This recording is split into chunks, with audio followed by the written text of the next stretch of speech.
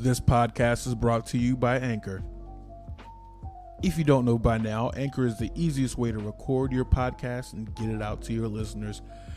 Anchor allows for you to record from anywhere using your web-enabled device like computer or smartphone. It has built-in creation tools to make editing and presenting your episodes a breeze. And when you're finished, Anchor distributes your podcast for you so you can be heard on Apple Podcasts, Spotify, and many more podcast platforms.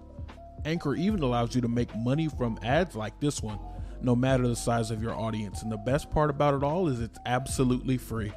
Anchor is the easiest way to start your podcast.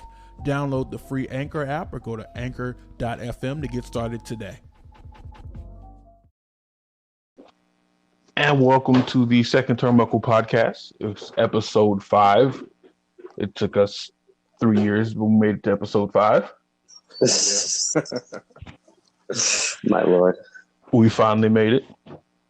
It's true. I am Jay. Who else is with me today? Captain. Lesned. Dude, you got to get a better nickname. I don't know. I'll figure it out. Yeah. Or we could let the fans decide. I mean, good. We'll talk about it. If it seems like we're all like laid back this episode and not quite so official, it's because we have a pretty laid back to do like 2 minutes of news, just like updates on things, and then we're just gonna talk about our topic. Yeah, it seems that nothing really newsworthy in the wrestling world happened this week. I mean a little bit, but not like breaking. Big, yeah. Exactly. I mean, some more people got fired. We're still kind of on edge about a couple of things. Right. Yeah. We can introduce them, but we don't have much information. We're just trying to see what comes out of it. We're still following the Velveteen Dream story. We're still following this whole corona outbreak, mass firing happening in WWE right now. Yeah. There's a class action lawsuit that got started this week. That is big. Huh. But everybody's mother has kind of covered it. I mean, it's basically insider trading. I'll put a link on the podcast pages if people want to read up on it, because it's far beyond the scope of my caring. That's about it. Like, it's bad. Uh-oh, the Matrix got him. Uh-oh. It's going to be the running joke from now on. Kirk is trapped in the Matrix. Sounds about right. So yeah, insider trading. From all the things I thought WWE would have gotten for a class action lawsuit, this is the funniest one. Like insider trading. The concussion thing didn't really pan out. I'm surprised that there's been less sexual assault allegations in the WWE. There he is. He made it out. Yeah. But yeah, I'm surprised that the only thing that WWE has had a class action lawsuit for at this point is insider trading. Besides, like the whole concussion deal. Right. Yeah. I don't remember where I left off, but it's bad. Well, yeah, I was explaining it is bad. I thought that other things would have been brought up before this, possible sexual assault, doctor malpractices from for more than just like a couple of people. Yeah. But insider trading, that's what got him. I mean, stock investors got to get properly, Yeah, somebody's buzzing again. The man's money. So somebody's buzzing again. Uh-oh. It ain't me. I ain't got nothing on here. Maybe it was me. All right. I don't know. It can't be me. There's nothing on in here, so. We figured it. I figured it. Yeah, and we're all doing the social distancing thing again. We're all in our homes. I feel like we have to mention it every time. Just, do our part. Let people know. Yep. Do your part too. Yeah. That was a cough. Is it the Rona? I was just clearing my throat. I was just clearing my throat. Hey, at least if it is Rona, we ain't getting it because we're nowhere near him. So. Right. Oh my goodness. Now that that's out What of else? the way, You got to be cautious. that's Oh yeah. who So got did you fired this hear? week? Do we want to do that first? Yeah, might as well. Yeah, I only heard of two. I heard Curtis Axel and Cain Velasquez, and I care about one far more than the other. Right. So, interesting thing about I'll Cain let you Velasquez. guess which one I care more. Yeah. So I'll do the other one. So Cain Velasquez made his debut last year in a AAA three-way. Huh. Yeah. Yeah, in a three-way tag match. I believe Cody was involved. I watched the match when it happened, but it wasn't like groundbreaking wrestling where I would want to go back to it. He was very impressive as a wrestler. Okay. Yeah. I mean, he's basically Mexican royalty in the world of MMA. So. Right. So you can tell he trained in like more of the lucha style. He was masked for the whole match, and then he unmasked himself, which is quite a way to make a debut in a culture where the mask is very important. Right. Yeah. But I'm guessing his MMA career kind of supersedes any sort of mask he could put on. Yeah. And from what I hear, he's working through a knee injury. He hadn't trained at the performance center in a while, and honestly, I don't. If he asked for his release, I don't blame him. Yeah. Because he lost to Lesnar in a MMA style bout in 2 minutes. Less than 2 minutes, I believe. Oh. Yeah, it went quick. I think the whole segment itself, entrance included, entrance and kind of exit from Lesnar and Velasquez included, was about 6 minutes. Sounds about right. So we there's not much for him to do in WWE. I feel like if let me change what I'm about to say. I feel like I hope that WWE changes its business style. Instead of hiring independent contractors, they hire employees, and if they do use independent contractors, use them for a couple of dates, because this just seems like a massive waste of money. Yeah. Well, in California, they straight up. I could go. It's so in depth into AB5 about California and changing what independent. Oh, it's awful. But yeah, you're right. Like, independent contracting does have its perks. Like I can do a spot date here and a spot date there, but WWE just wants to hoard so much talent so the other person can't have this star, that it just doesn't make any sense. Right. No, it doesn't. Alrighty. And then the other one everybody knows, Curtis Axel. Yeah.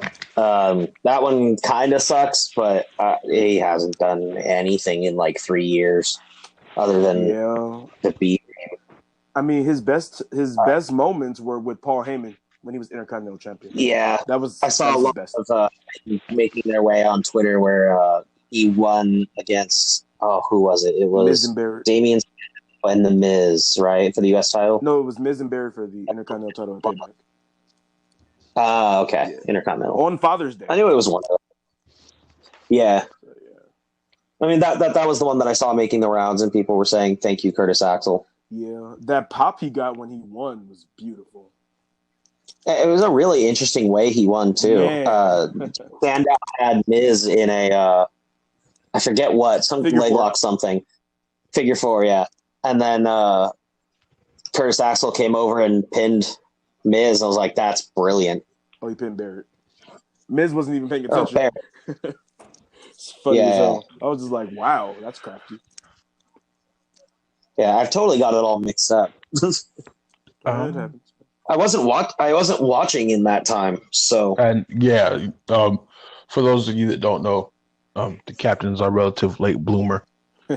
yeah. Uh, I mean, I started like really, really watching in what 2017.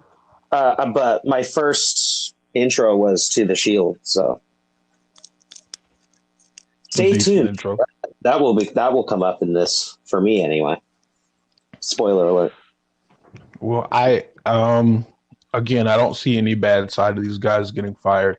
No. No. Does it suck that they were fired? Absolutely. No one should have to lose their job. Yeah. Especially in a company such as that where they have all this money. Yeah. Yeah. Some of it was gotten by some insider trading, as we found out. But Yeah. Well, we should also mention that the insider trading bit, like I say basically insider trading because that wasn't specifically mentioned in the lawsuit. But if you know what insider trading is and you read just the purpose of the lawsuit, which is explained on the first page, it's basically insider trading. That's what. Well, that's just a brief explanation. They use their Saudi Arabia stuff to their Saudi Arabia deal to artificially inflate the stock prices, and they sold a bunch of stock before all this went down. It's a massive felony. It's absolutely against the Securities Exchange Commission. Martha Stewart went to jail for it. Huh. Yeah, it's a big deal. It can really, really damage stock prices eventually, and that's why they need to like hit it out now. Right. So, funnily enough, it didn't actually damage their stock very much. I think even right now, it's only down like a couple dollars. Right when it happened, it was sitting around 44, and I think it's either still there or at 42 per share. So it didn't get hit that much. Yeah, well, I mean, everyone's it probably leveled out. It probably leveled out after Saudi Arabia stuff was done in February of this year. So yeah, we can do a whole episode of Saudi Arabia being a bad idea, which we'll probably will do at one point. Honestly, I'm totally okay with doing not next week because this week we're doing best of 2010s. Next week we're doing worst of 2010s. Okay. But after that, we could totally do the Saudi Arabia thing. Right. I'm totally down to do that. Yeah, I'm down. Right. So we'll put a pin in that. Barring any sort of massive WWE or wrestling, let me clear this sort of thing up right now. This is not a WWE podcast per se. It is a wrestling podcast. However, where most of the news is happening. However, other promotions have been doing a much better job at covering their ass than WWE. Yeah, well, they don't have to go public, so there's no investors to keep happy. They can afford to shut down. They don't have investors breathing down their neck where they're like, "Hey, I'm going to get my stock and I'm going to get my dividend." Right? There's none of that in these independent promotions, so they're not held to a financial burden or held to a financial standard rather. Understood. Yeah, they're not publicly traded, so they don't have to answer to shareholders. They don't have to have shareholder meetings like, hey, revenue's down. We got to get our pay. You got to step up. They can just cancel everything. And it hurts their short-term revenue. But if they're not booking anybody, they're not wasting any expenses other than storing their stuff. They can stay out for a while as long as they have cash on hand to cover it. Yeah, well, I mean, that kind of hurts the product because as long as they're still viewed as marketable, they can do whatever they want, and they haven't not been marketable in a very long time. Right. So that there's where other people, especially with the advent of the WWE network, which Vince McMahon is starting to think was a bad idea. There's no way to protest if you don't like anything because you're still going to pay $9.99 a month regardless. Mm-hmm. You cancel the network and then there's something you want to see on it, so you subscribe again and then you forget. You're like, oh, I'll watch that. You forget it's there. And so then you get pissed off again, and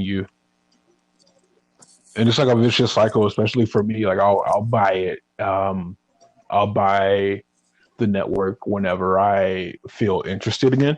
Mm-hmm. Unfortunately, I have run out of free trials. I've gotten free trials at least 3 times, and they were like, "Hey, it's the same address." Wait a minute. Oh yeah, you were. They're like, yeah, So I ban you if you try it again. I don't think. so I haven't tried my free trial at this address that I'm currently living at now.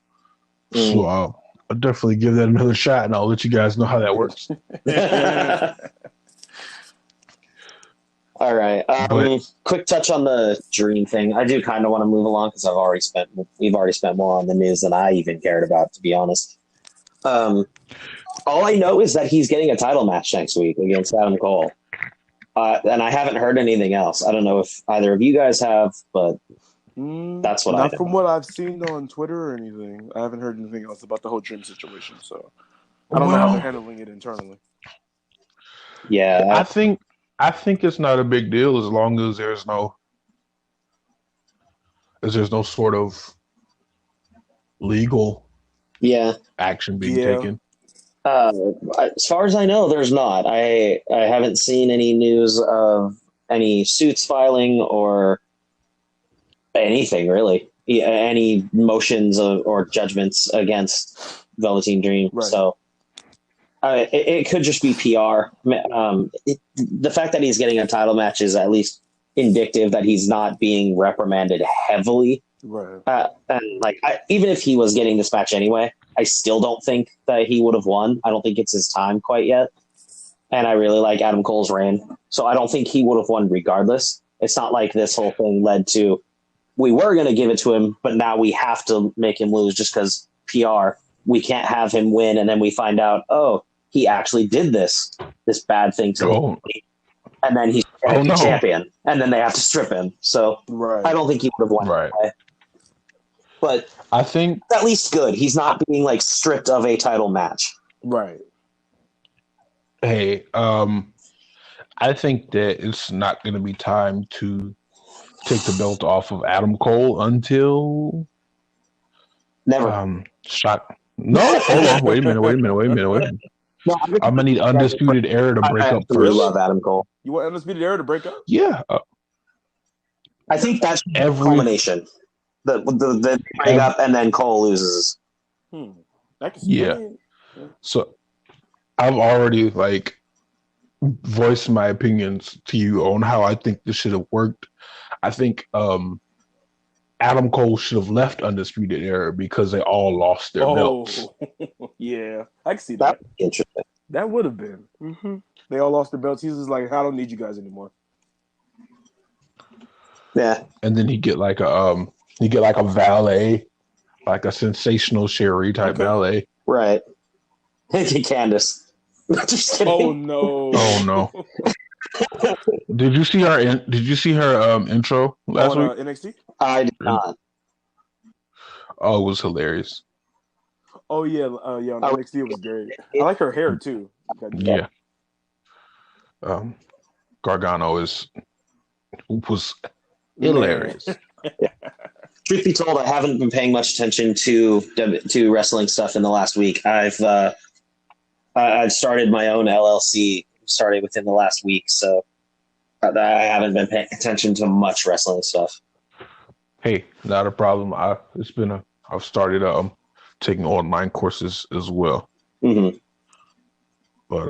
But to the whole point of the episode, we spent entirely too long. 20 minutes later, something like that. Hey, content is content, right? That's true. That is true. And so the reason why we're really here, the best of the 2010s. I have so many moments. There's a lot to talk about. I have so many. There was good stuff. So let's not say the best because everyone's best is different. However, we're just going to go through our favorites of the 2010s. Just to frame everything a little bit, we have favorite single star. This is male or female. Mm-hmm. Favorite tag team.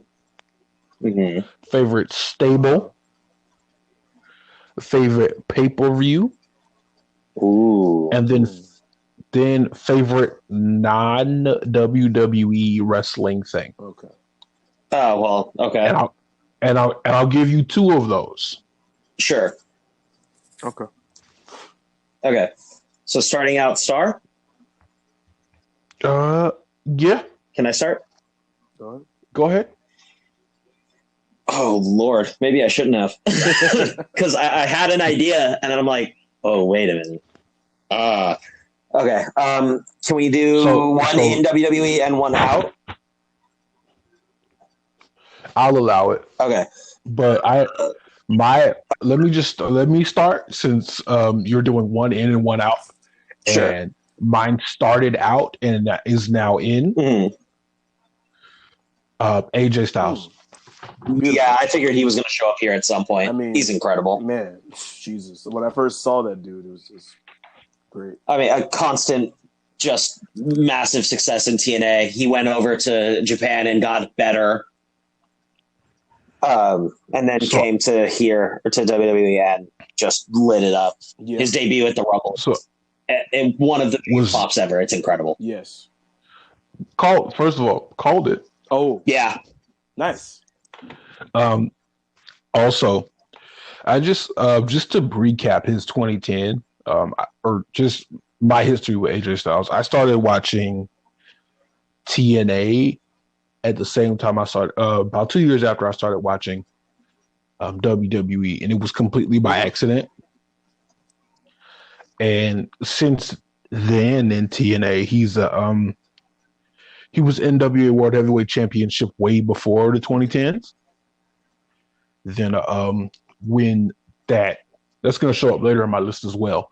But then when NWA went different ways from TNA, he really started to have his World Heavyweight Championship reigns within that company at about 2010.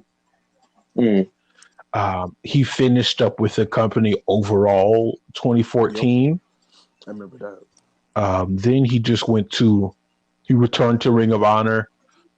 He worked with New Japan. He did a bunch of indie dates, was the leader of the Bullet Club at one point. And then he made his WWE debut in 2016, more than halfway through the 2010s, and has had match of the year candidate within WWE. Let me not say outside, but within, he's put on at least 3 match of the year candidates within WWE. Yeah. Mm-hmm. Past the age of way over 30. So like at this point, he's debuting at WWE at about 4 years ago. 2016. 38. Yeah, the Royal Rumble 2016. Yep. Yeah, so he's way over 30. He's 38 at this point. I think he's he's 42 now. Yeah. Yeah, 40, 42. Yeah. That sounds right. But to make your WWE debut at 38 and go on to have the career he's had in the last 4 years is unheard of. Yeah, multiple title reigns, exceptionally good matches just all around. Even just like his TV matches are some of the best. Like if you had his TV matches on like Bingo Hall cards, like they would be match of the years for those promotions. His TV matches. Like he's an exceptional talent. Good pick. And of course, we did get to see that it was a triple threat. It was Styles, Wyatt, and Corbin for the title. Yeah, Cena. on the SmackDown. I was there. Yeah, Cena. It was Cena. Yeah, Cena. Cena Wyatt. Styles. We were at that. It was right after Elimination Chamber. Right, we were there. Yeah, incredibly good match. Amazing. Yeah, True. If you haven't seen that match, Right. definitely go and watch that. One of his best in the company for sure. It should be on the network. Yeah, Probably. It's on I would the assume network so. for sure. It- You gotta- It was after Elimination Chamber 2017. Yep. So yeah, that episode should be yeah. on the network. Just gotta go to. If it opened with a Bray promo having just won the championship, that's the SmackDown you guys need to go and see. Yes. All right, that's it for me for this topic. All right. I'll go next, I guess. Go ahead. All right. So in WWE, I know it's probably not like the most popular pick, but it's just the person that I like attached to most. I really liked Dean Ambrose. Has been my favorite consistently. I know he's not there anymore. Obviously, Jon Moxley, AEW now, but even his WWE career, it's not necessarily anything to scoff at. He did have some really good matches, really memorable moments. True. Nothing to like an AJ Styles level or even a Roman Reigns and Seth Rollins level. But he was world champion. He did have multiple title defenses. He won the IC belt a couple times. Lesnar, how many? Was it 3? 3, yes. Yeah, that's what I thought. And then a admittedly disappointing U.S. title run. Yeah. He definitely should have defended it more. That is kind of a blot, but he did hold it for a long time. So still longest reigning numbers. It is in WWE. So, yeah. So you can honestly say it's not his fault. I would have liked to see more of a we're taking this belt hostage type of deal. That would have been great. Let's make a story. That would have. Yeah, that would have made more sense. And the Shield were heel at the time. They totally could have gotten away with something like that. True. Yeah. All right, so that's a solid pick. You know, he started with WWE. He made his main roster debut back in 2012. Yep, TLC 2012 along with the Shield. They powerbombed right back. Survivor Series. And then, yeah, I remember the night very well at the end of that CM Punk match. Thank God they didn't come out with the riot shields and nightsticks. Oh, man. Like was suggested. We would that would have been a different conversation. I would have laughed. I don't know what the main team would look like right now without Roman Reigns or Seth, because they would not have lasted. They would have looked ridiculous. It's very corny. It sounds very much like a Vince McMahon type deal. It does. It's such good shit. But yeah, but he's since moved on from WWE, and I don't, if he would have stayed, he might have been something. I liked his return. He looked all super swollen. Yeah, really good. It started good, but then it kind of... Yeah, as much as I was like okay with the Shield reunion, I could have lived without it, to be honest. Yeah, seriously. I would have rather them used it to turn him heel, like they were about to reunite and then just killed Seth or something. The same day Roman announced he had leukemia, that's when he turned on Seth. Yeah. I was just like, damn, dude. That would have been a great day to turn heel. Yeah, it was. But like, I'm okay with it, I guess. I mean, people were expecting him to turn heel. Like, he had the look for it, and people were like, "Oh, well, it's time. It's time for a heel Ambrose." And I guess it makes it not predictable. But sometimes predictable is just you just do it, right? Like, well, it's predictable because it's good. Yeah. Yeah. Yeah, that would have been a terrible way to go out in hindsight. Yeah, attack the cancer patient on his way out. Yeah, I mean, it would have been bad news, but like publicity, man. Kayfabe wrestling, the heat he would have got would have been amazing. Hold on. Let me use my line. It's such good shit. Yeah. We should make that a soundbite. And then later on, when we get like an interface, just press a button after somebody says something, and we get that. That should totally happen. I probably have to add that in post, but it's coming. Well, you can have it. There are certain audio interfaces where like you can have a program that sets that to a button, and you press that button live, and it'll just play it. But I'm fine with that. That's down the line. Yeah, That's I know what you're talking Yeah. about. Oh, and then It's coming. real quick, my favorite wrestler outside of WWE is Okada, Kazuchika Okada. Just an Also known as Japanese John Cena. no. That's Tanahashi. Oh no. I feel like I feel like then he would be Japanese Roman Reigns. Yeah, except better. I mean, they're all following the Hulk Hogan type blueprint. Yeah. But in the U.S., I'm not sure who was the guy. Who was the first real guy in New Japan? probably Inoki, honestly. Yeah. You're right. Okay. Antonio Inoki. So, yeah. Or Kenta Kobashi with the Burning Hammer that I found out yesterday he used 7 times in his entire career. Right. No, he's only used the actual Burning Hammer 7 times. Yeah, I mean, I figure with that kind of finisher, you would maybe use it more, but I guess that's what made it so special is its lack of use. Yeah. It was kind of like the Styles Clash when AJ Styles first debuted. Oh, you mean that they both broke somebody's... Oh, whoops. Well, no, I'm talking about in WWE. He rarely used it. I know. I'm just, All right. Yeah, that's my favorite. Yeah. Yeah, well, from what I hear of the Rainmaker person, the Rainmaker. Yeah. It's such... They knew he was... Very, very good It's finisher. a great lariat, man. Yeah. They knew he was the guy when he was a young lion. Mm. Just the black trunks trying to get actual wrestling over instead of a gimmick. Like they knew he was the guy back then. Yeah. They have on him forever. So I can't argue. Well, it's not my favorite, but All I can't argue Denzel. My all-time favorite. Brace yourself. Chris Jericho, hands down. Yeah. I figured. Even in 2010, his body of work in 2010. Well, even man, 2010, Jesus Christ.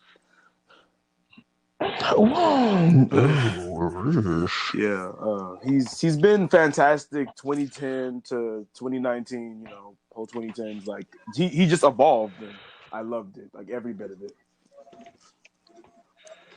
So I'm trying to figure out what his character was in 2010. My favorite was he wasn't the suit wearing Jericho because that was 2008. 2010, he was just he was the vest Jericho with the that wasn't the light up jacket. 2012. 2010, he was just still cocky asshole heel. That was like around the time Edge came back from injury. So so started that whole storyline, and then I'm watching it. I got it right here. So 2010, he looks like he started this decade. He returned to WWE, feuded with Shawn Michaels up until the 2009. Then he was the Jericho, and he had a storyline with Edge. Feuded with CM Punk. Memorable feud, man. I still go back to it every now. Had very. Was that the sobriety storyline? Oh yeah, the sobriety storyline. Oh Jesus Christ! Yeah, was that what it was? Jericho and Punk 2012. Yeah. I love that storyline. Okay.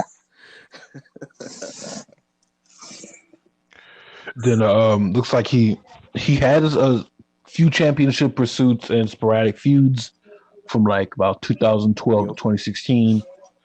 Then he started the List of Jericho in 2016. That's really where he evolved his character again. Did he come up with the stupid idiot catchphrase in the 2010s as well? He got it over. Yes, he did. Oh man! So he came up with Stupid Idiot, the List of Jericho. He finished up his run in WWE. The greatest about Royal Rumble was his last 2018. match. Then. So yeah. Really? The second 50-man Royal Rumble. No, they had a 40-man. Yeah, I believe the Greatest Royal Rumble was the only 50-man because the 40-man was the biggest one at the time, and that was the one Del Rio won. Okay. Right. So then he returned to New Japan after 20 years, feuded with Kenny Omega. Man, which again, another match. Was that a 6-star match? I think it might have been. But I'm not exactly sure. But I know the match was awesome. I believe they had 2 matches, didn't they? Yeah, they had 2. They did have 2. Mm-hmm. Yeah, the one at Wrestle Kingdom is the 5-star match. It was a no DQ. Okay, that one. Okay. And then they had another one that was for the U.S. title, that WGP U.S. title. Yes. So then he's been making sporadic appearances there ever since to jump to the leading competition in America to WWE right now, All Elite Wrestling. Yeah. And man. Yeah, it's really difficult to mention 2010s wrestling without Jericho in it, just because he's been at the forefront of so much. And the only time he was gone was 2011. 2011, like that was when he was, doing Dancing with the Stars and all that.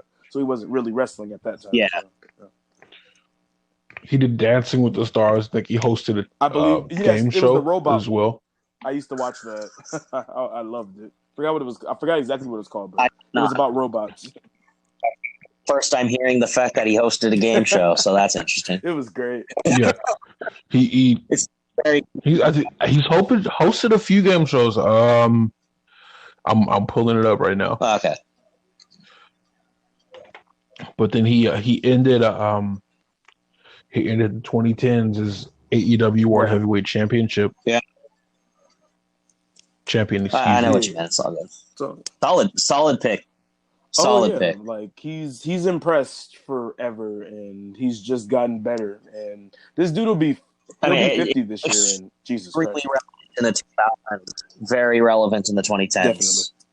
I would argue just as relevant as he was in the 2000s, if not more so. Definitely. I'd say, and listen, I know that we're firmly in 2020. But he's doing an amazing job on commentary right now. He is killing it. Fucking love it so much. Yeah, Jericho's a really good. No matter what he does, man, he has such like a wrestling mind. Like he's so genius when it comes to those kinds of things. Where he sees something, he sees a story, he sees a spot that needs to be filled. And not only does he fill it, but he like almost becomes a master of it. Like, I don't know if he did commentary. I'm sure he was like guest commentary in WWE at some point. I can't imagine he didn't. But now he's taking on a full-on commentary role, kills it. He starts a podcast. It's one of the biggest wrestling podcasts on the planet. He goes and starts a new company and becomes their world champion. Like, there's what else can you say? How many lines would that take any other person to do? Rock and Wrestling Rager at Sea. Yeah, I mean, like, I don't know. It's we're starting up this podcast for a second time. He did it the first time and smashed it. Talk is Jericho is beautiful. Oh, that was Chris Jericho. Broke the biggest wrestling story of the 2010s, which was the no wait, never mind. Wrong podcast. What? Whoops. Wrong podcast. I'm sorry. Oh God. Stop. That was a Cole Cabana podcast. No. Talk is Jericho's podcast. Yeah. Hey, listen. It's cool. That's true. Yeah, hey, you know what? You stopped yourself. That's what matters. Right. Also, Chris Jericho was on a bunch of television shows, but it looks like he hosted Robot Combat League and a show called Downfall. Never heard of it. Seen that one. Mm-mm. Me neither, but he did it. So, but hey, it's a check. It's a check.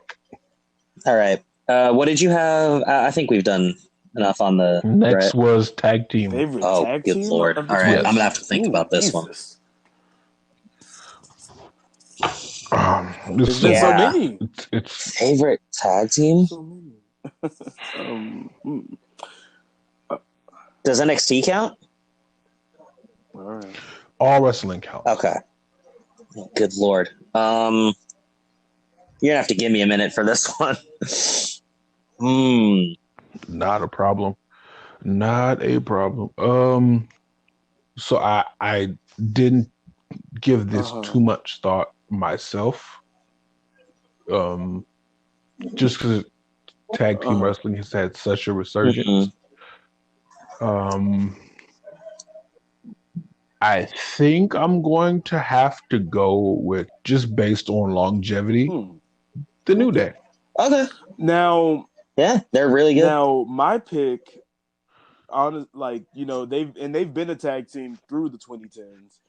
The Usos. I'm gonna have to go with the Usos.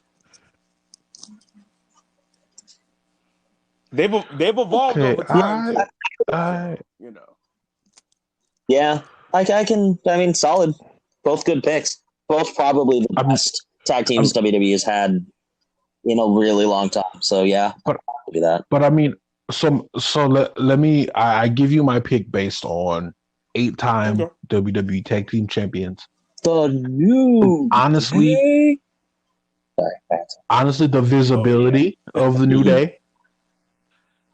And last but certainly not least, as I look at my Booty-O's box. The fact that that's a real product is so nuts. The merch sales. It's something.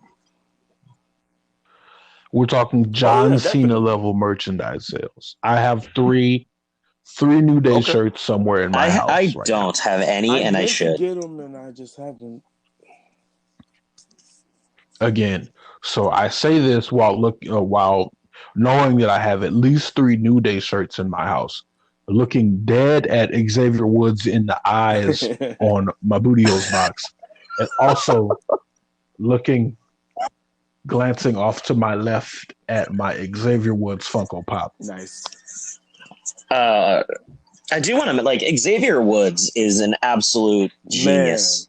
He took what anybody else tried to do with the New Day and would have failed, and he made a they're going to probably go down in WWE as one of the best tag teams ever. I mean, he took them, which would have just been a generic babyface group, happy-go-lucky thing, and he convinced Vince McMahon to turn them heel so that they could be annoying. And then fans loved it so much that they turned face because they had to. They were getting so many cheers. And then they blossomed from there. I have a lot of respect for Xavier Woods as a wrestling mind. And he's also an exceptionally underrated in-ring performer. He's incredibly good. Definitely. Yeah. I've been following I've definitely been following Xavier Woods since TNA. Right. He was Consequences Creed back then. So that's also another a personal pick of mine. So we've got it's funny how we have the New Day, and then we have the New Day and the Usos, and that's really who the tag team division has been built around these past 10 years. Honestly, for 100%.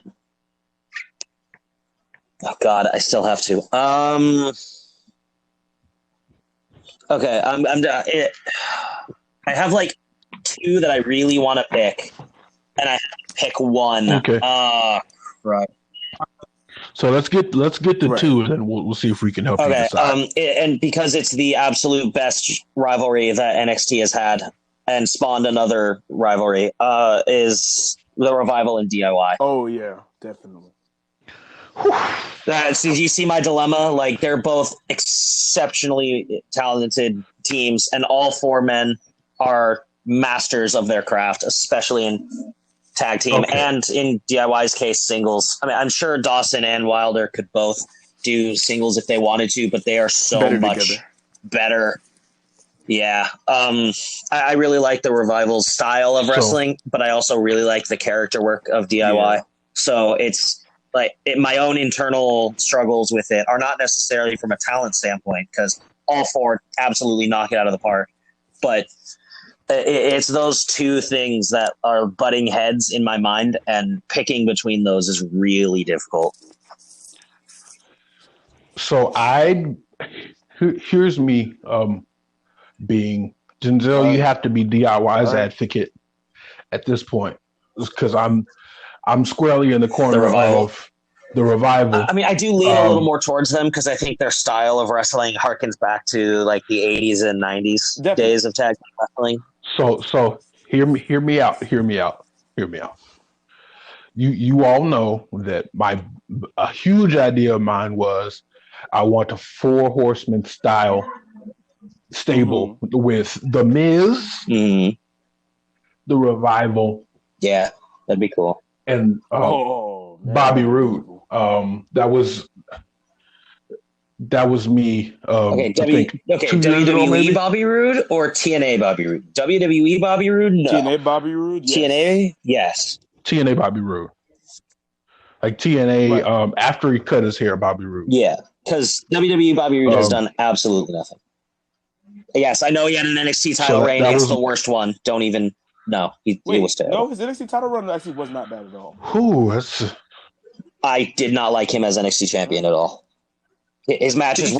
I feel like that wasn't his fault. That wasn't his fault. He was tight. He did the best he could with the roster he had, but that's completely beside the point. He had Shinsuke Nakamura, and I know what's his name had just left, but he had Shinsuke Nakamura. Shinsuke Nakamura could have a good match with a broomstick. This is true.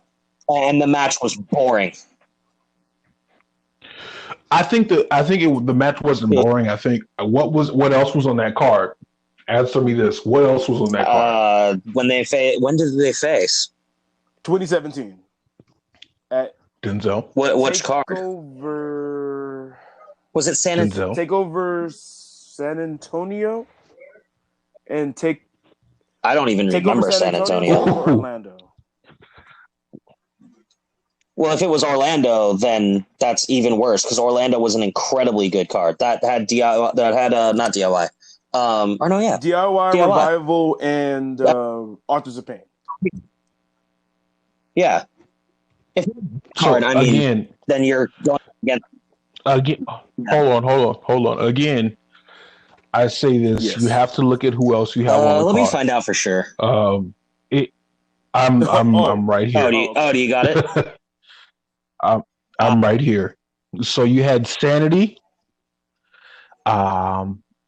facing Ty Dillinger, Ruby Riott, and Roderick Strong and Cassius Ohno.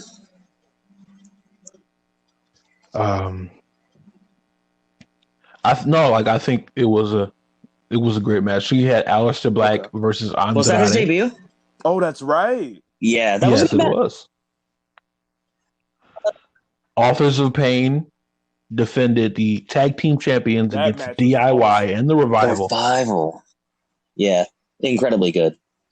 This was when people weren't quite so sure on AOP. Right. Asuka defended the WWE Women's Championship against Ember Moon. And then the main event was Bobby Roode versus Shinsuke Nakamura. That whole card is stacked, so I can't even be mad. So your whole contention is that it's circumstance. And that maybe if it was a weaker card, it could have been a better match.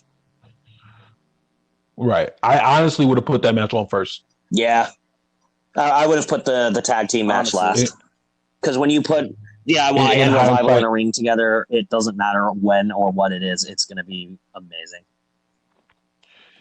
Hindsight, I would have put that match on first. Hindsight's 2020. So... Again, DIY, the only reason I'm really giving it to DIY is they're still a tag team. You mean the Revival? Revival, excuse me. The Revival is still a tag team. That's true. And it looks like they're going to do a great work in the worldwide wrestling community just as soon as Corona the Rona finishes having its way with us. I think you mispronounced AEW because I don't think they're going anywhere else. Oh, so it seems like they're trying to get the same deal that Chris Jericho and Kenny Omega have. I mean, they're huge. If anybody's going to get it. So they're gonna work with AEW, but they want to work Japan. They want to work the UK. I like to hear that. Okay, I'm good with that. So just as long as of course, just as long as we get Bucks and Revival, I'm fine. I think Lucha Bros and Revival. I think that would be a really interesting clash of styles. Yes. So Denzel, yeah, you laid out a very good case there. Give him your. Thank you. All right. Well, Denzel, when it your comes case. to DIY, I mean, well, one, both phenomenal wrestlers. You know, Tommaso Ciampa and Johnny Gargano. They had a fucking awesome match in the Cruiserweight Classic. Like, I still go back to that match every now and then because, man. But again. Okay. Well, that's not a tag team the match. great matches that they've had as a tag team against the Revival, against Authors of Pain, because the match they had at TakeOver Chicago was phenomenal. Like, that ladder match was beautiful. Like, I incredibly good. Yeah, way. It was great. Yeah. I agree. And they, to be honest, they weren't a tag team that long, though, it didn't seem. So it's like there's not much I can say there, but from what they gave us, it was great. Oh, and of course, when they reunited and they went against Mustache Mountain, man. Yeah, that was an incredibly good match. That was exceptional. Yeah, you know what? I think I am going to give it to the Revival, but just by a hair. And DIY is an extremely, extremely close second. Okay, so I say this again while having a DIY shirt hanging in my closet. I love them, but I love their work as single stars a lot better. Yeah. Yes. All right. That's cool. But yeah, I'll pick Revival. Final answer. I won. All right. I won. All right. What's next? Stable. Next is Stable. Oh, well, this one's easy for me.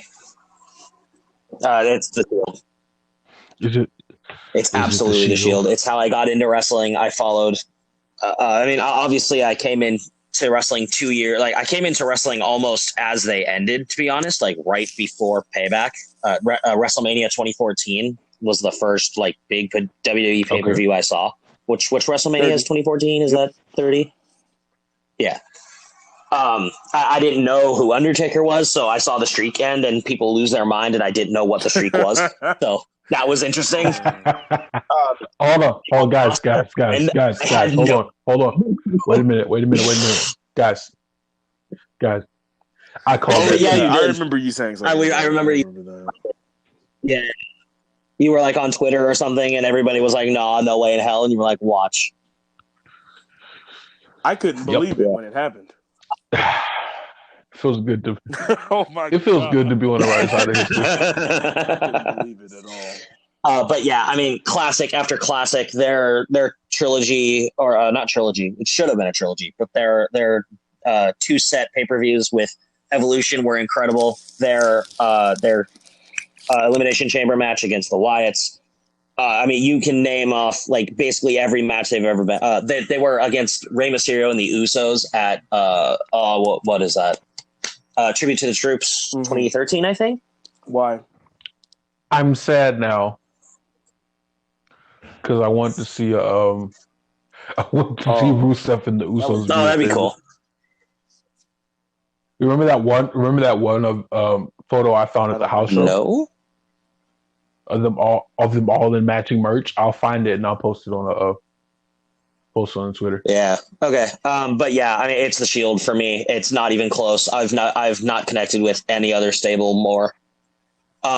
Yeah, it's no contest. It spawned 3 legitimate stars. that at the prime of their life were putting on excellent matches with everybody. Their breakup is still one of the most talked about storylines in all of wrestling, let alone WWE. That's not a hard one for me at all. Okay. Denzel. Favorite stable? Jesus Christ. That's a hard one for me. You're going to have to come back to me on that one. I really got to think about that one. I'll have to come back to you on that one. Or this You guys can also take the Shield. I'm going to have to say, because of the waves they made in the wrestling industry, entire 2010 to 2019 Bullet Club. I figured they were going to show up here at some point. And like this is including the members that are not in the Bullet Club anymore. So you have the Elite, because they're not in it anymore. Yep. AJ Styles, the Good Brothers, Mm-hmm. Finn Balor, the first leader, of course. Just the things Adam Cole, those individuals, Adam Cole, Marty Scurll. I'm really sort of focusing on Japanese Bullet Club and not American Bullet Club. So, because they are separate. Tongaloa and what's his name? The other one, the Gorillas of Death. Tama Tonga and Tongaloa. There you go. Who else? Bad Luck Fale. Thank you. Just all those guys, and even the people who have since left. They've done so much for the industry now. I will include Cody, even though he was more active in America, because of what he's been able to do. Even if you do count like Marty Scurll, he's now the head booker of Ring of Honor. So, just the minds of wrestling that have come out of that group, they're unrivaled. In their peer group, like I would expect to see things like that from older guys, like much older wrestlers. But the minds they have from wrestlers for wrestling, for the business at this point in their career is just crazy. No, I agree. I 100% agree. All right, Denzel, hurry up. We have two more topics, and we're gotcha. We're really going distance with this one. Hey, it's a podcast, man. It's a chance to elaborate your thoughts. If anything was gonna have a medium for long discussions, it would be this. True. I don't know, man. I really cannot pick a stable. Like tag teams is one thing, but like a big group of people is another. Okay, so give us two options and we'll play. Okay. And we'll argue our case for each one. I don't know why nothing's coming to mind. Oh, somebody's having fun with a car horn. Oh, you should have heard it last night. They had a parade type protest where they just rolled by and honked horns and stuff, and I was sitting in my window because I'm at the very front of my apartment complex, just with the front row view of it all. Like, what is the world coming to?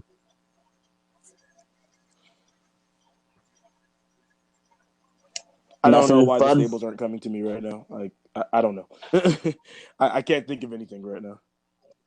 I figured you were going to pick Nexus. They didn't last that long, and it ended horribly. So, no, I cannot say best. So? There was two, and there was like three Nexuses. Yeah, so? Nexus would be my number two, to be honest. Nexus and the Core. Yeah. Nothing good came out of any of those. Right. So can't really... Daniel Bryan? That's about it. Yeah. So? Bray Wyatt? Good cases on those. I mean, just think that their debut is still one of the most talked about. It spawned several wrestlers that all got to do things. for a solid 3 months, they were probably the best thing in wrestling. They did come to mind. I mean, but the fact that they didn't last long is the reason I didn't think to say them. DIY didn't last long. Well, I But mean, DIY were a tag team, not a stable. yeah. So, I'm saying like the logic that they weren't around long is not something that should stray you away. The Shield were only around for 2 years, not even 2 full years. It was like a year and a half. So Denzel, if you cannot come up with a stable will be assigned to you. You can't Miranda rights him a wrestling stable. I just did. What's up? May I make a suggestion? All right. The Wyatt family. That was one that didn't come to mind, but yeah, because I mean Wyatt, Harper, they were Rowan, Strowman. I mean, yeah, they should have had more success as a group, but they were incredibly look at talented. Bray Wyatt, WWE champion, Universal champion. I mean, Harper and Rowan, tag team champions. Strowman. Oh yes, multiple times. Oh yeah, multiple. Strowman is the current Universal champion. I found this out recently that Harper and Rowan were the first NXT tag team champions, and I was just like, "Oh, yes, they were. That's interesting." Yeah, they were. I could have told you that. So just to really frame the Kirk's pick, most of the Shield matches that meant something. Oh yeah, I was hyped when they announced Wyatt family versus Shield. I'm just like, oh, we got something there. I was hyped. I was like, I can't wait to watch. Well, it presented a very unique dynamic, and it needed to happen. I am convinced. Very line with the Shield is one of like the best things to happen to the Shield because it led to that breakup, and it was such a natural progression from Wyatt family. Look at this. We just took out.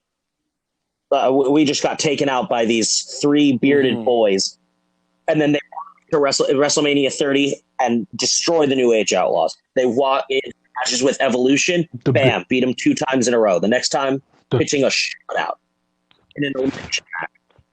The big bearded boy. The big bearded boys. Oh the big beefy bearded beefy boys. The night after, where Seth just absolutely destroys them, but it all started with that Wyatt family match. That is true. Yeah, and it was such a natural progression that I like. Even if you take nothing that the Shield did that 3 months previous, if you just take that little 3-4 month section from Elimination Chamber until their breakup right after Payback, that's got to be some of the best storytelling WWE has ever done. Period. True. Not just in the 2010s, but ever. Right up there with right up there with Austin and Rock. Right up there with anything Austin did. Really, it's impeccable storytelling. This is true. We got that squared away. All right. Okay. Pay-per-view time. This one's also not hard for me. Ooh, okay.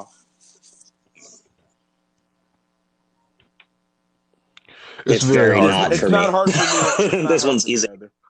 It's for me, it is not WrestleMania. It's WrestleMania weekend of WrestleMania 32. It's TakeOver Dallas, NXT TakeOver Dallas. I mean that card is amazing, and I have never fallen in love with a wrestling match more than Sami Zayn versus Shinsuke Nakamura.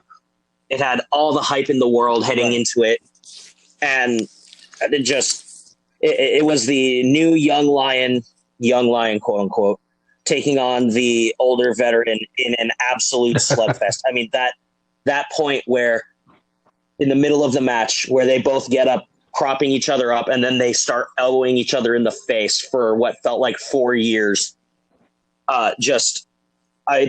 Nothing better in wrestling.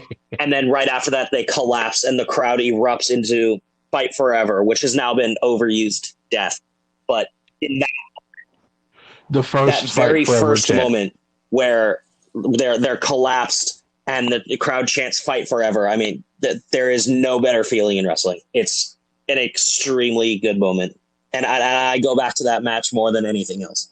More than any Shield match, more than any other NXT pay-per-view, more than any other wrestling event. I have watched TakeOver Dallas more times than I care to count. I mean, I don't blame you. Okay. And the rest of the card is incredible. I mean, you had American Alpha beating the Revival finally. Yeah. Even the Baron Corbin match was not that bad. You had Austin Aries. I mean, the debut, which, I mean, I don't really care for Austin Aries. Yeah. It was not a bad debut.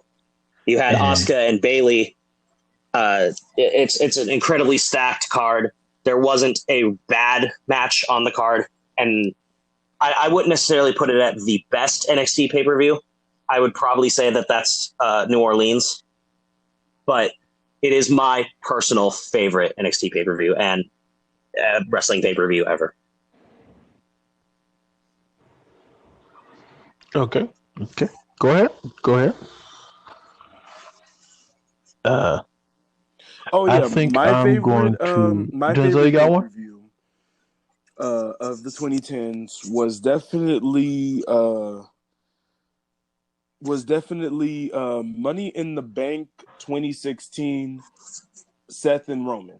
Because I mean that match was just freaking beautiful. Like, man, like Cena and Punk. I mean, I can't say it really gets any better than that, but Seth and Roman, like, there was just something there, and I loved every minute of it. That was really like it was like that match was just, awesome. Especially like Roman, like he damn near fucked himself up. That sells the whole for you. The rest of that pay-per-view though is not that special. Yeah. We are going like from start to finish wrestling pay-per-view, not match on it. Honestly, hey, listen, I'm picking my favorite based off of my favorite match on the card as well. I'm not going broad. I'll allow it. Right. I will allow it. So, all right. Now it's my pick. This was really hard. I was gonna go with Dallas. Honestly, I thought about it. But I mean, you can also pick it's a really good pay-per-view. Just say. No, it is a really good pay-per-view. But I had so I'll just give you two matches that really kind of swayed me. I think they both happened in the Royal Rumble, actually. So it was Cena versus Rollins versus Lesnar. Yeah, 2015. Oh, yeah, 2015. What a match, man. And then,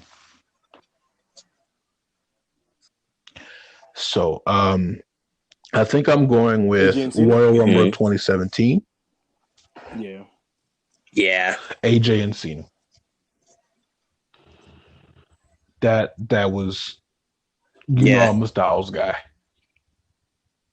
So that was, for me, watching, I felt like this was... It's also the best match they've had together. Definitely. True.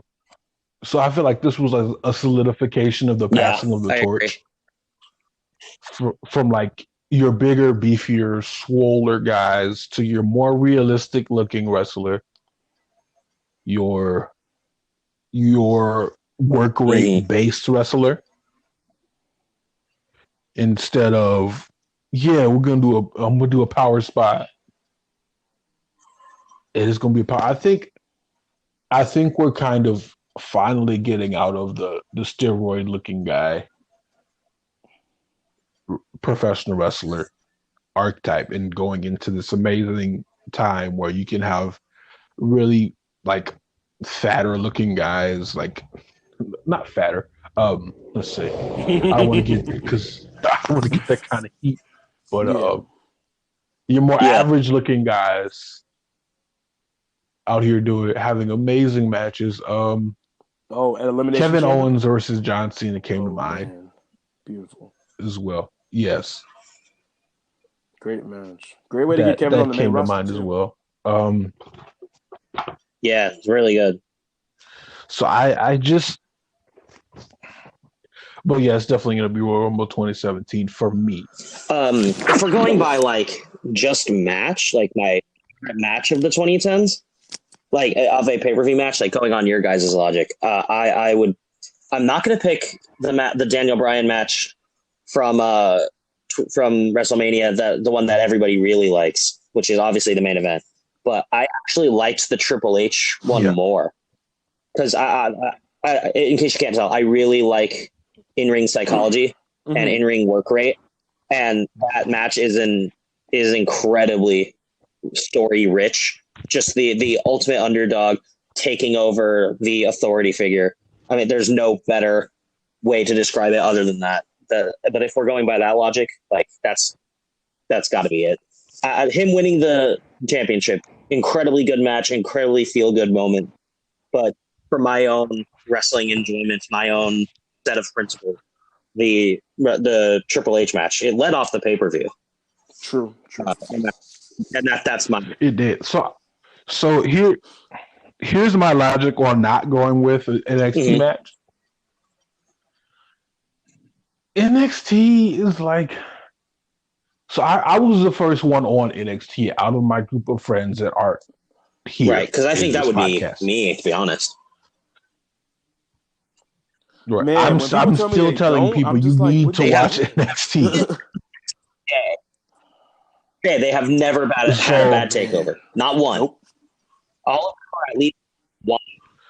Which is I feel like that's that anything that would get a reaction from me like that on the main roster is something that I should highlight. So I didn't want to wait. I didn't want to try to pick my favorite takeover because it would. I would have had to start at the beginning of this week, and I don't think I still would have made up my mind. They're all so incredibly. Well, not all of them are so incredibly good. Some of the early ones are amazing. I think, like no, so they're all great. I would have had to process of elimination my way. I mean, you could probably get rid of like Arrival and like the really early ones, Take Over the End and those kinds. I like those. I mean, but I can't. It had to be a process of elimination with me sitting down and watching each. You know, that could be something we do eventually. Is ranking in every NXT takeover. Yes, because there's few enough that it wouldn't take forever. But that could be something for later down the road. That could be that's true. We could totally do that. I know other people have done it. It's not an original idea, but at least like we could put our own thoughts on it. It's a fresh non-British wrestling opinion. All right.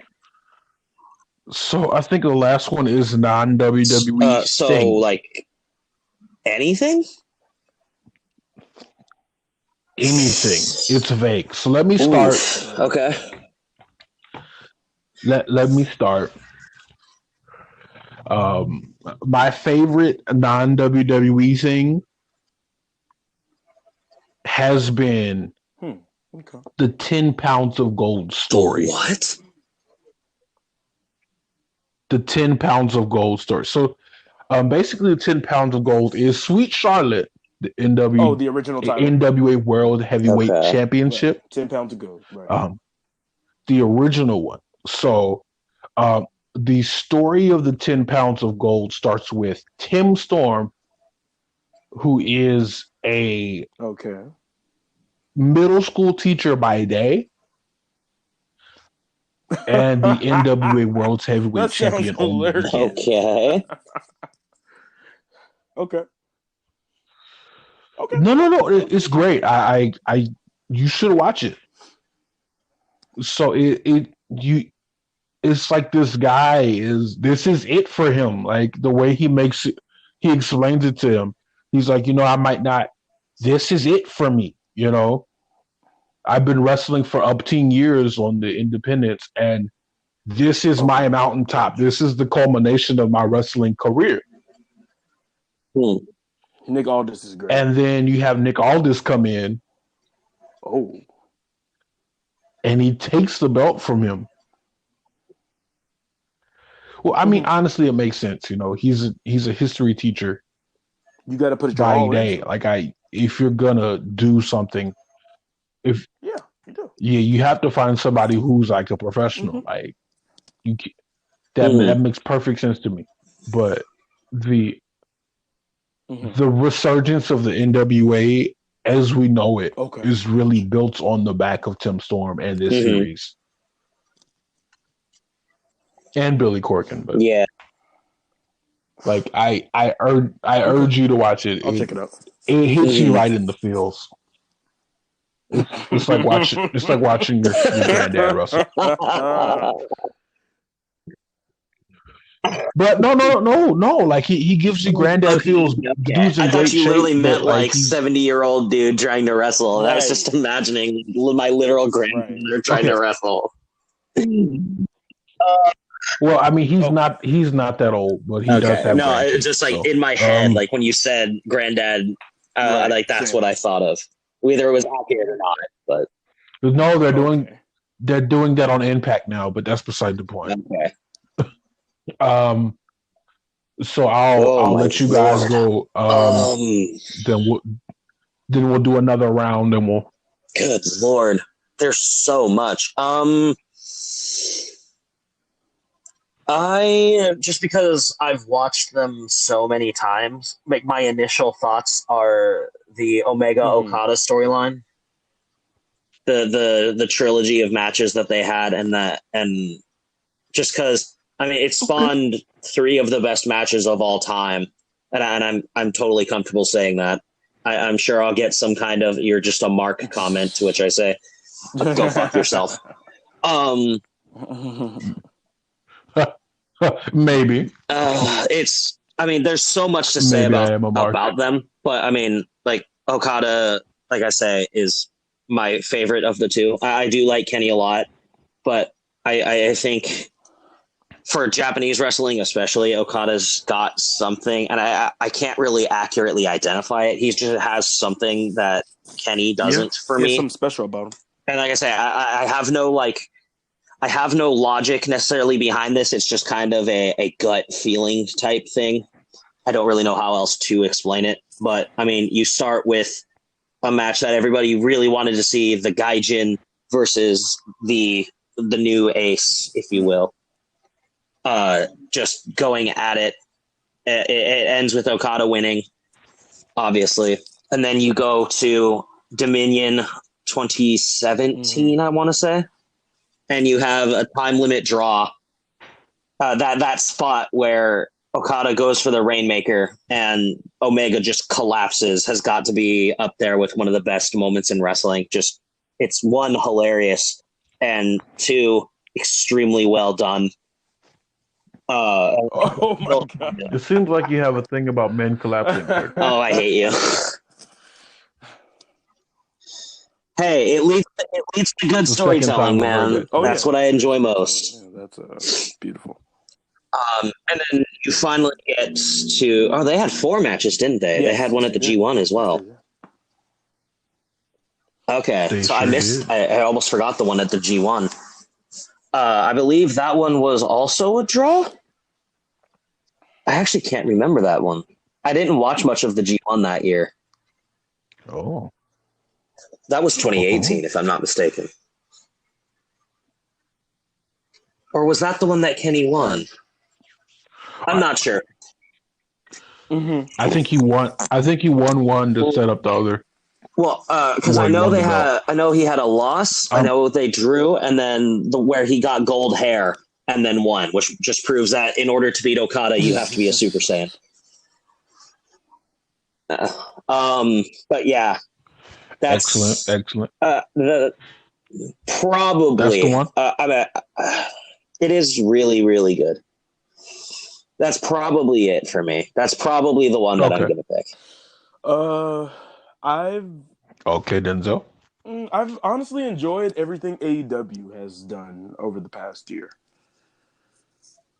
Mm-hmm.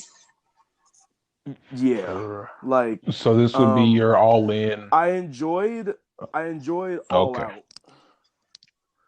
Out. That was I believe that was Yeah. when Jericho won the belt from Hangman. Well, you know, it was the inaugural, I the Germany believe inaugural so. champion. I believe it was All Out, if I'm not mistaken. Yeah. I So believe you're right. yeah, I enjoyed that very much. Jared, Google it.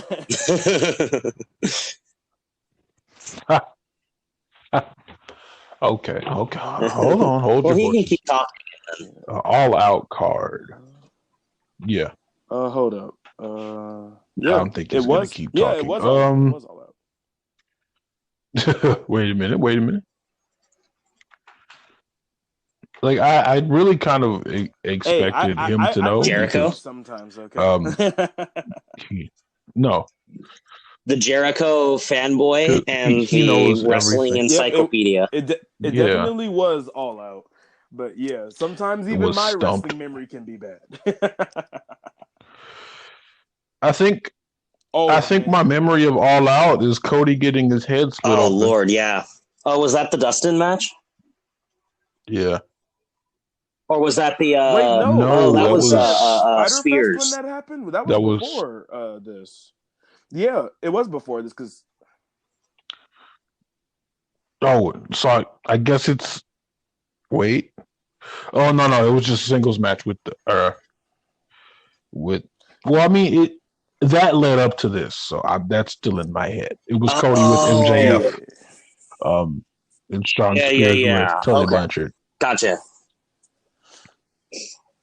I'm not gonna say like it's my favorite thing, but that coffin drop with Darby Allin at was it Fight for the Fallen or Fighter Fest? Versus Cody. Like I had never seen him do a coffin drop before, and like even watching it now, I cringe a lot just because. I think that was Fighter Fest. I remember that. At All Out, it was a 3-way Cracker Barrel clash. Freaking who did who got hit with the barrel? Was it hilarious though? What's his name? It was either Havoc or Janela. Who am I? What's his goddamn name? Wrestling Marilyn Manson. Yeah. Thank you. Jimmy Havoc. Wrestling Marilyn Manson. That's all I could picture him. Is like he's Marilyn Manson if Marilyn Manson were a wrestler. All right. So the second go round, we're gonna Denzel. You get to go twice. Second thing in terms of favorite wrestling thing. Just yeah. Oh, favorite. That's not WWE. I like the concept of what Impact does. The what is it? The what do you call that damn thing? Their 4 briefcases thing they do. Feast or Fired. Yeah, there you go. Yeah, I like that concept because. Let me explain Feast or Fired to Kirk. Feast or Fired is so you know how in WWE you climb one ladder and there's one briefcase and there's one contract. Yes. Yep. In Feast or Fired, there's 4 briefcases. So you have one for the heavyweight belt. Yep. One for the secondary title. Mm-hmm. One for the tag team titles. Mm-hmm. And in the last briefcase is a pink slip. Yep. I love it. Oh. Great. All the same color, I would imagine. They just have different numbers. Yeah, they're numbered. I love it. I've always ever since I started watching TNA. That's interesting. And so there's they used to How often do they do this? But they kind of slowed down on it. Well, I mean, TNA is dead. Impact is living. But they can still bring it over. They could, but my favorite part is there's like a length of time before all the briefcases are open. Mm-hmm. So you cannot cash it in until then. You can trade briefcases. You can lose a briefcase. Mm-hmm. You can put a briefcase on the line. Yep. It's beautiful. It's a very interesting thing, you know. So they turn it Basically. into the stock exchange. Mhm. And then I know a lot of people have been air fired just to go on and do other things. Mhm. So Christopher Daniels and Kazarian, I believe, both have been fired in Feast of Fired matches.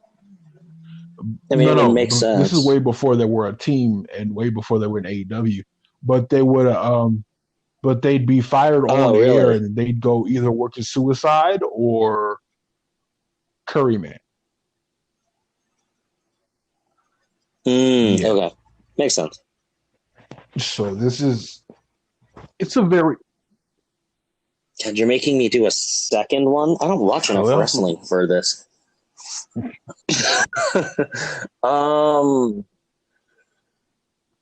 Good Lord. Can I just say AEW? You could. I mean, I'll put in a little more thought. Who would you like a good idea? Wait. So I'd say sure. My favorite thing about the 2010s has been the spotlight on the earth. This is my favorite thing. But one thing I liked about the 2010s is the spotlight we have on independent wrestling.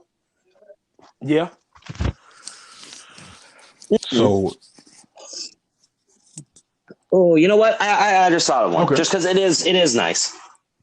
Even if I don't necessarily give it enough credit. Women's wrestling is better than it's ever been. Women's wrestling is now focused on wrestling. Instead of it being bathroom breaks. Yes. Jesus Christ. Yes, exactly. I know the term Divas Revolution has been killed, but the resurgence in women's wrestling. I mean, obviously, the independents were doing this long before WWE finally got on board. We had Stardom and Shimmer long before WWE was like, you know what, maybe we should treat our women better and not let them have live sex celebrations in the middle of the ring. Still the highest rated Raw episode in history. I know, but let's be honest. When we're talking about a wrestling product, while it's nice in the short term, in the long term, did we really need it? No. So, but I would much rather watch Bayley and Sasha go in an Iron Man match for an hour than watch the live sex celebration. I legit don't think I've even seen the full thing. I don't care. Nice. So, I'm sure you did. I had stopped. I wasn't watching at the time. Yeah, I didn't even know about it until I came back to wrestling. I was like, so hold on. Let me frame this since we're talking about it. I was hot that John Cena lost. I was hot that John Cena lost. I was so mad. In New Year's Evolution. When I tell you, I was like, who, John? You barely made it there. You had me there, and his music hit, and I was like, no. You wouldn't, Edge. It's like, don't do it, man. Don't do it. You wouldn't, Edge. That's great. I just imagine you. However long it was, that 8 years ago or not 8 years ago? Not 18. Not 18. How long ago was it? I don't know when New Year's Revolution was. 14 years ago. 14 years ago. So this is. Oh, I'm sorry. I was 4 years off. Oh no. No, you're making me feel old when you say 18. Right. 4 years 14 better. is that much better? Yeah, I was pissed. I just imagine you 14 years ago, little kid. No. I went to bed angry. Oh. Were you a teenager? I think I was. How old am I?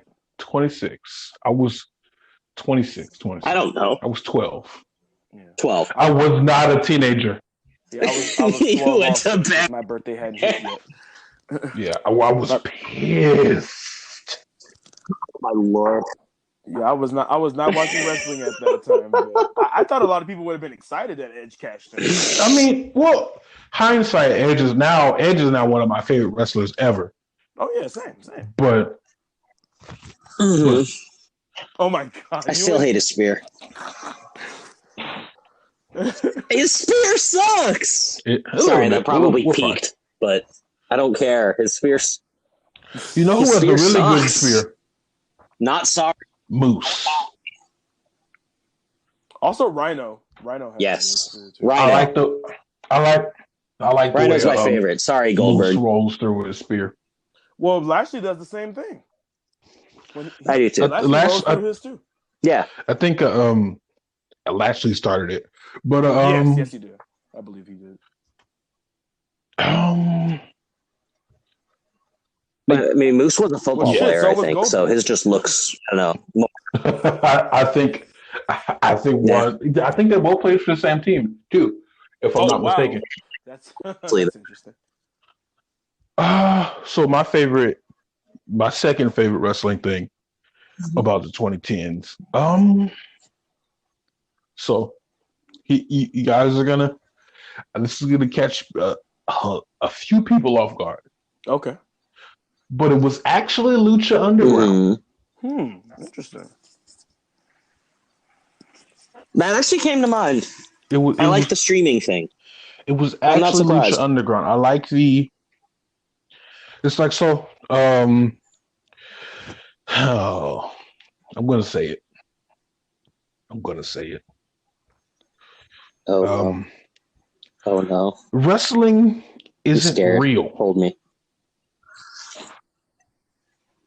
Dun, dun, dun. And I knew that. Never mind. And I feel like wrestling is at its peak when we embrace the fact that it isn't real.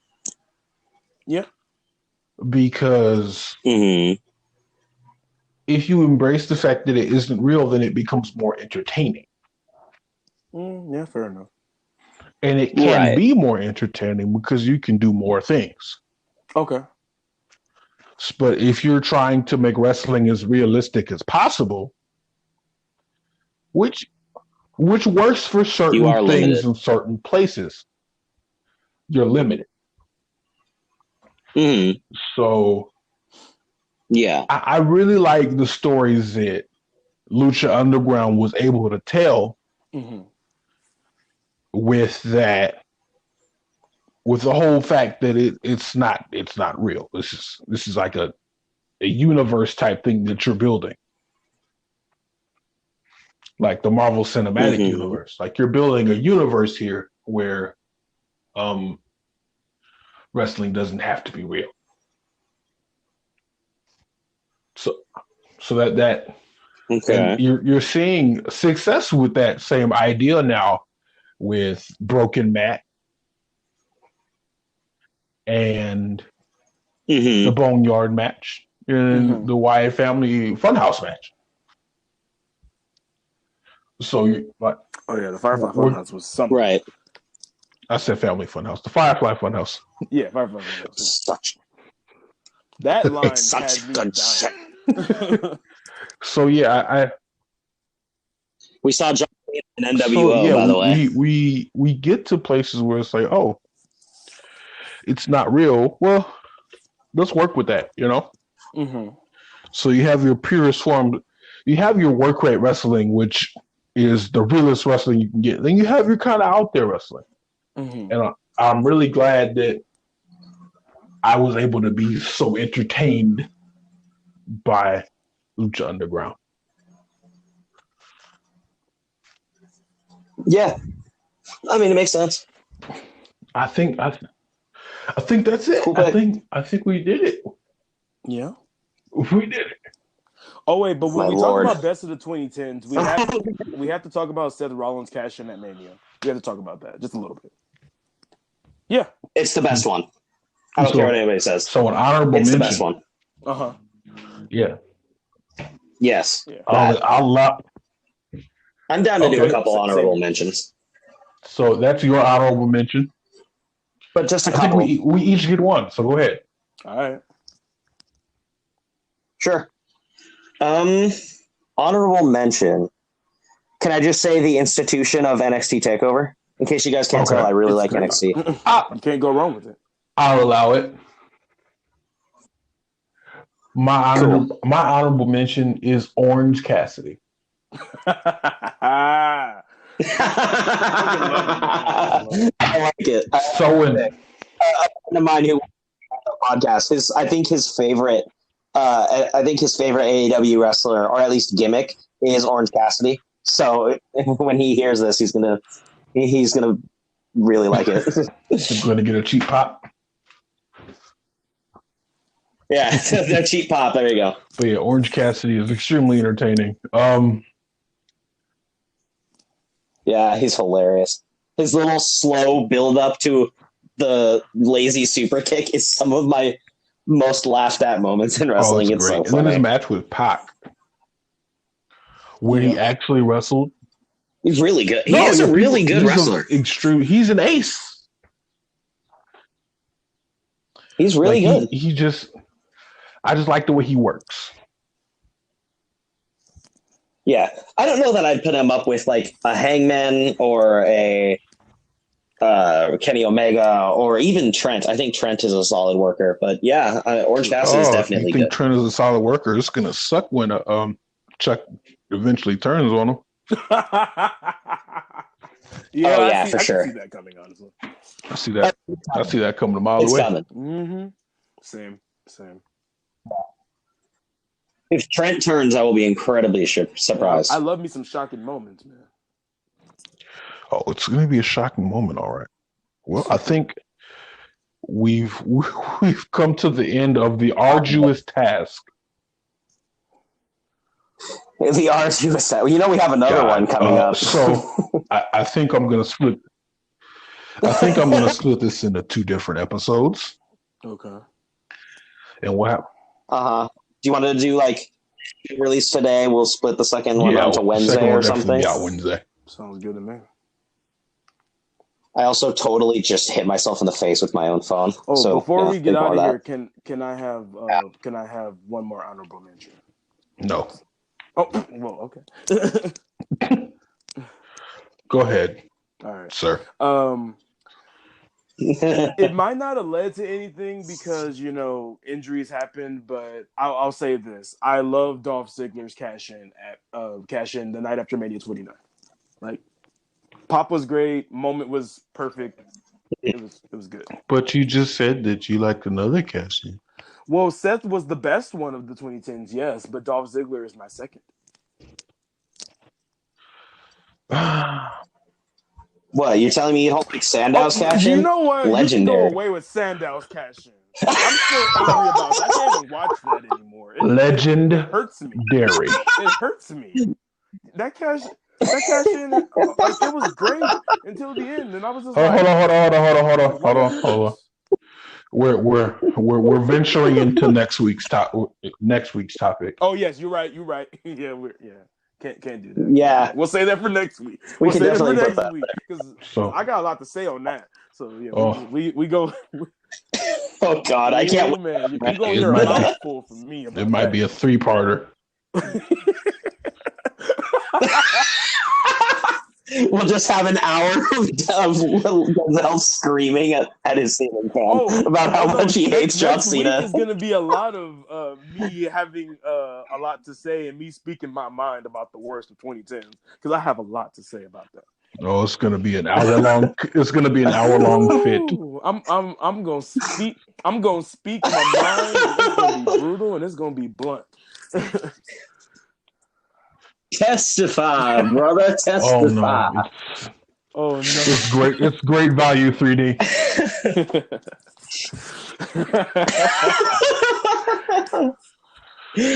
Oh my God! It was an arduous task. It was a. I enjoyed it very much. It was a journey. I feel like. Yes. I feel like I've come out of this a little bit wiser. Yes. It's 1:00. Oh yeah, it is. All right. We started recording at like 11, All 20 right, or all something. right, all right. One of you guys take us out. Denzel, you haven't yet. All right. We're putting the Okay. spotlight on you.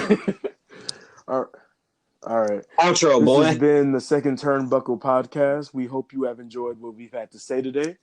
Or not. Or not. Everybody has their opinion. So, yeah.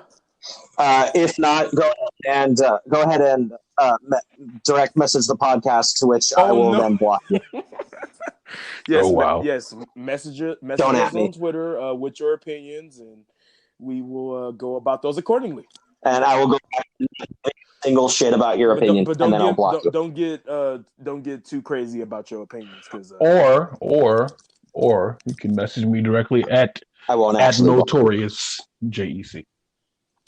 That works. I won't actually block you, by the way. I might if you're. You might. He's not kidding, ladies and gentlemen. Not kidding. All right. If you're just be a dick, you're gonna get blocked. Well, you've been listening to the second Turnbuckle podcast. Please stay safe. Stay safe. Stay safe. Social distance. Wash your ass. Brush your teeth. All that. Wash your ass. You can find me on Twitter at Sullivan Dudes 2. You can find me on Twitter at LesNed312. All right, and as always, I already plugged mine, the Notorious JEC. All right. Yeah. All right, please stay safe.